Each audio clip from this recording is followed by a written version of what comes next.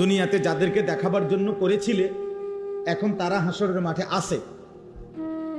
হ্যাঁ, তুমি তাদের কাছে যাও, ফাংদুরু হাল ইনদাকুম জাযাউন, গিয়ে দেখো তাদের কাছ থেকে কোনো বিনিময় পাও কিনা।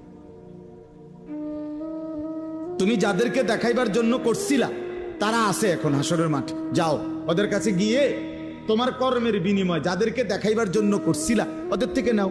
আমার থেকে নিবা কেন? আমার জন্য তো করো নাই। বুঝছেন নি ফেসকাম নেই। তো আল্লাহ তাআলা যদি প্রত্যাখ্যান করে তো কে বিনিময় দিবে? কঠিন ব্যাপার এটা।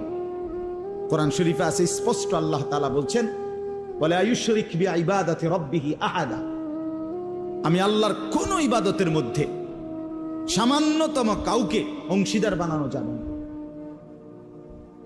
বানানো যাবে।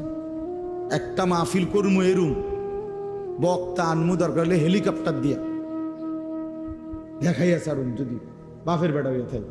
হ্যাঁ, তো দেখাইলেন আর বাপের বেড়াও হইলেন, আমি সবই ঠিক আছে। তারপরে বোঝেন না আমার কথা? 30 লাখ টাকা খরচ হইল